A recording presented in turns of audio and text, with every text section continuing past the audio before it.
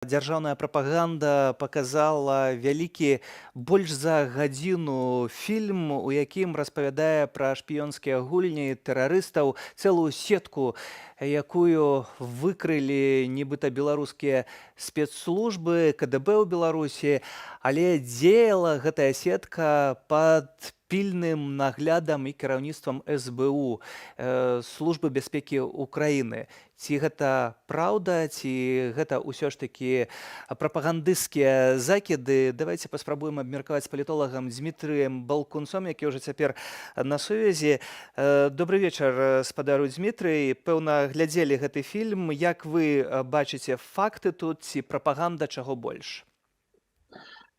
Честно скажу, я только нарезку видел на некоторых пропагандистских ресурсах, потому что все эти фильмы очень одинаковые и похожи по содержанию. Там обязательно какие-нибудь фотографии, стрелочки, что откуда ведет, кто кому какие деньги передавал, сколько месяцев готовилось. Там ничего совершенно нового. Если мы возьмем там фильмы пятилетней давности, даже десятилетней давности, абсолютно одинаковые сюжеты, я думаю, что режиссеры этих фильмов тоже одни и те же люди, которые работают либо в государственных телеканалах, либо там по совместительству еще и в КГБ какую-то функцию выполняет. Поэтому эта история направлена исключительно на такой формат пропагандистского шоу, какого-то фильма, которое должно возбудить почему-то публику и посеять какой-то страх в обществе и показать, что кругом враги.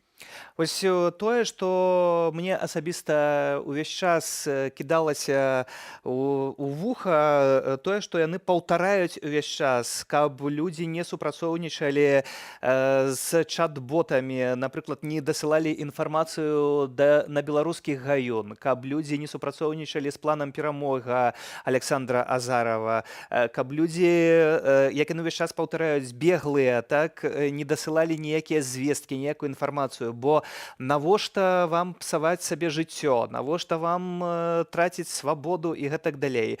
Пры гэтым паказваюць вельмі часта такіх выпадковых людзей, якія проста здалі кватэру, ні пра што нібыта не падазраваючы, і пры гэтым іх падпісваюць як тых, каго падазраюць у актах тэрарызму. Гэта тое, што павінна трымаць людзей у Беларусі ў страху.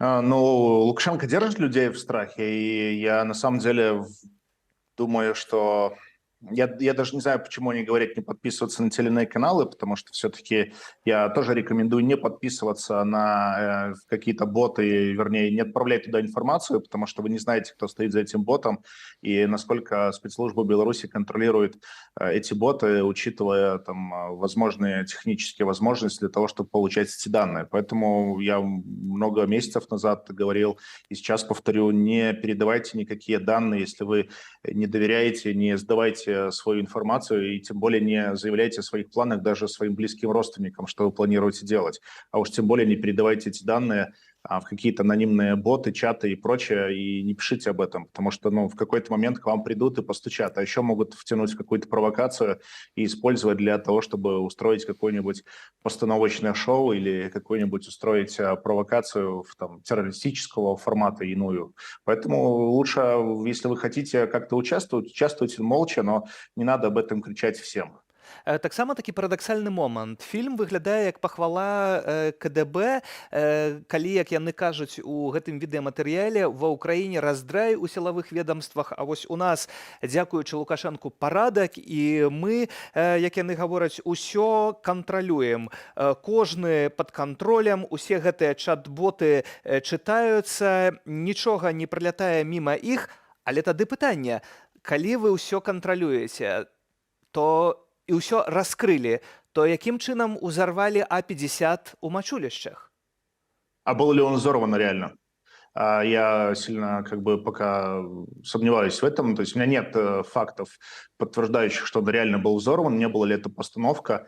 Потому что ту легенду, которую Лукашенко рассказывал, что там 8 месяцев кто-то плясал и бегал по полям, и потом взорвали, она как-то выглядит очень неправдоподобно. Не нужно было СБУ тратить 8 месяцев, чтобы какой-то там пшик случился. И, самолет в итоге, по-моему, взлетел. Мы видели подобные раньше инциденты, когда там КГБ взрывало, какие-то пшики делало, там бутылки с зажигательной смесью показывала, гранаты показывала в прошлых сериях много лет назад.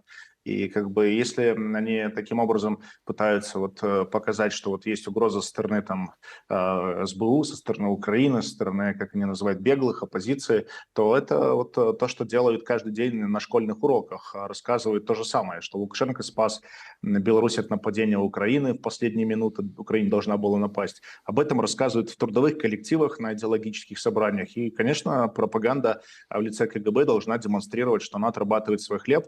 И вот эти страшилки постоянно показывают. Там труп показали из морга какого-то человека, который якобы там где-то что-то хотел взорвать и не взорвал. Получается, что КГБ вот всех ловит, и ничего сделать никто не может. Ну, наверное, да, тогда в таком облике КГБ выступает как мегапрофессиональная структура. Вот, ну, поэтому, наверное, да, так будут они и дальше пытаться запугивать людей и держать общество в страхе. Пры гэтым Александр Азараў, прадстаўнік пераходнага кабінету, кажа пра тое, што ўсё ж такі выбух быў і браў на сябе гэтую адказнасць у тым сэнсе, што гэта ўдзельнікі плану перамога. Вы таксама не верыце Азараву, як і КДБ? Я не верю, что нет никакого... Я верю в то, что нет никакого плана перемога. Это, смотрите, история, я в двух словах вам скажу. Если бы вы были там, условно, и вам нужно было контролировать со стороны спецслужб или власти активный какой-то электорат, вы бы что сделали? Вы бы сделали какую-то возможность, чтобы все желающие в него записались.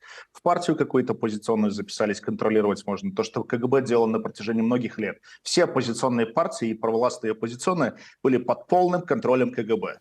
Вот кто-то протестует, пусть придет в эфир, давайте обсудим. Лебедько пусть придет, обсудим с ним. План перемога – та же самая история.